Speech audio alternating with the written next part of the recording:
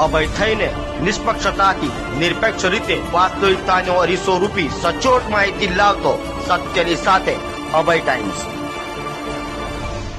સુરતમાં ગરીબ બાળકો માટે શરૂ કરાયેલ સ્કૂલનું સુરત મનપા દ્વારા ડિમોલિશન કરાતા ગરીબ વિદ્યાર્થીઓ ફરી ભણ્યા વગરના રહેશે તેમ લાગી રહ્યું છે। સુરતમાં સ્વસર્જન એનજીઓ દ્વારા ખરીદાયેલી 1 લાખની સ્ટેશનરી ડિમોલિશન સમયે ગાયબ થઈ ગઈ છે, ત્યારે પાલિકાના અધિકારીઓ એકબીજાને ખો આપી રહ્યા છે। સુરતના ઝુંપડપટ્ટી વિસ્તારમાં રહેતા બાળકોના શિક્ષણ માટે કાર્યરત સ્વસર્જન એનજીઓના સંચાલકો હાલ ધર્મ સંકટમાં મુકાયા છે। કતારગામ વિસ્તારોમાં ઝુંપડપટ્ટીના બાળકોને ભણાવવા માટે એનજીઓએ લોકોની મદદથી સ્ટેશનરી સહિતનો સામાન ખરીદ્યો હતો। ઝુંપડપટ્ટીના બાળકોના એફિડેવિટના આધારે આધાર કાર્ડ પણ તૈયાર કર્યા હતા। આ તમામ વસ્તુ કતારગામમાં ડિમોલિશન સમયે એસએમસીએ જપ્ત કરી હતી, પરંતુ ત્યારબાદ કચેરી પરથી આ સામાન ગાયબ થયો હોવાનો એનજીઓના સંચાલકનો આક્ષેપ છે। તો બીજી તરફ આ બાબતે એસએમસીના અધિકારીઓ તપાસ કરાવી લેવાનું કહી એકબીજાને ખો આપી રહ્યા છે। ત્યારે એનજીઓના ચિંતા ઉપજી છે કે જો સામાન પરત નહીં મળે તો ગરીબ વિદ્યાર્થીઓના શિક્ષણનું શું થશે। એનજીઓએ માંગ કરી છે કે એસએમસી તેઓનો જપ્ત કરેલો સામાન પરત કરે અથવા પૈસા આપે। તો સ્વસર્જન એનજીઓના સંચાલક માનસી સોજિત્રાએ જણાવ્યું હતું કે અમે જે ગરીબ અને રખડતા બાળકોને અભ્યાસ આપી રહ્યા છીએ ત્યાં જ દબાણ હટાવવાની કામગીરી શરૂ થઈ હતી। ગેરકાયદેસર દબાણ થયું હોય અને તેને દૂર કરવામાં આવે તો એ સારી બાબત છે, પરંતુ અમે જ્યાં બાળકોને ભણાવતા હતા ત્યાં અમે ઘણો સામાન આ ગરીબ વિદ્યાર્થીઓ માટે એકત્રિત કર્યો હતો। હવે શૈક્ષણિક સત્ર શરૂ થવા જઈ રહ્યું છે, ત્યારે બાળકોને નોટ, પેન્સિલ, નાના બાળકો માટેની ગેમ સહિતની અનેક સ્ટેશનરીની સામગ્રી અમે એકત્રિત કરી હતી।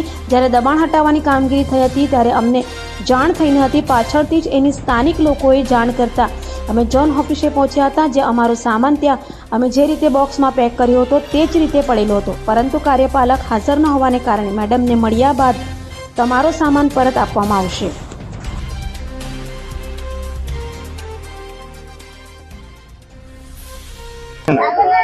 માનસી સોજિત્રા, હું સુરત ડિસ્ટ્રિક્ટ હેડ છું સ્વસર્જન ફાઉન્ડેશનની। હવે તારીખ 9 તારીખે અહીંયા ડિમોલિશન થયું હતું આ એરિયામાં જ્યાં હું આ બચ્ચાઓને ભણાવું છું। અમારા ફાઉન્ડેશનમાંથી અમે લોકો આ રોડ ઉપર જે બધા બચ્ચાઓ રહેતા હોય, ગરીબ બચ્ચાઓ હોય, એ બધાઓને અમે લોકો એજ્યુકેશન ફ્રીમાં પ્રોવાઈડ કરીએ છીએ। તો અહીંયા આ લોકોનો એજ્યુકેશનનો સામાન અમે લોકોએ આ લોકોના ઝૂંપડામાં જ મૂક્યો હતો।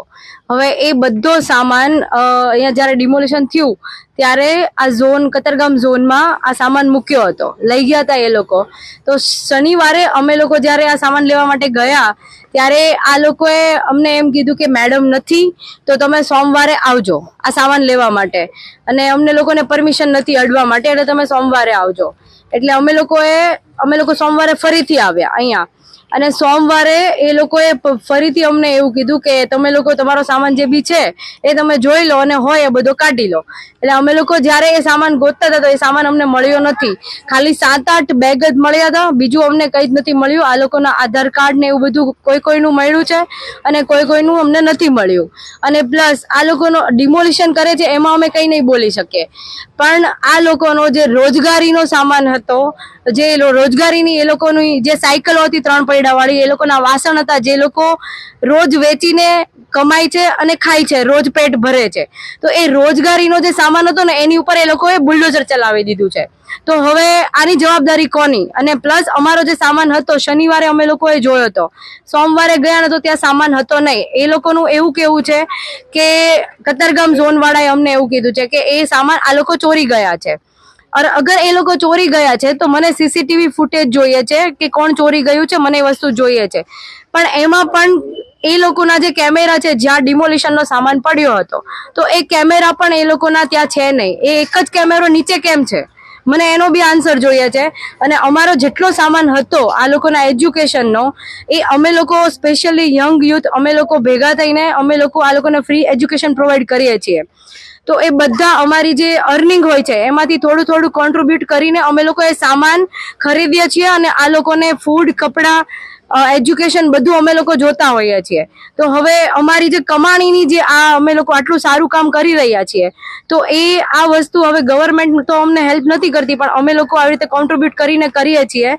તો એ બધો સામાન એસએમસી વાળા અમને જે બી ડિમોલિશનમાં જે લઈ ગયા છે એ સામાન અમને પાછો આપે, અને યા તો એ સામાન નહીં આપી શકતા હોય તો એમની જેટલી કિંમત છે એ અમને પાછી આપે. ફરિયાદ કરી છે આ અંગે તમે મ્યુનિસિપાલિટીમાં? મ્યુનિસિપાલિટીમાં અમે લોકોએ ફરિયાદ હજી કરી નથી, બટ અમે લોકો ત્યાં ગયા છીએ, પણ ત્યાંના કર્મચારીઓ, કતારગામ ઝોનના જે કર્મચારીઓ છે એ લોકો અમને કોઈ રિસ્પોન્સ નથી આપતા. અમે લોકો ત્યાં ગયા છીએ, બધાને થોડી વાર આને મળો, થોડી વાર આને મળો, આને મળો, આવી રીતે જ કરે છે. ને પ્લસ આ લોકોનો જે અનાજ હતું, એ લોકોની રોજગારીનો સામાન હતો, એ બધું એ લોકોએ બુલડોઝર ચલાવીને તોડી નાખ્યું છે.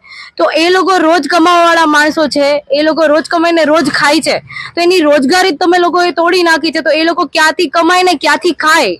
માનવતા થોડી તો હોવી જોઈએ માણસમાં, કે એ લોકોનો સામાન છે એ લોકોને રિટર્ન કરી દો એમ.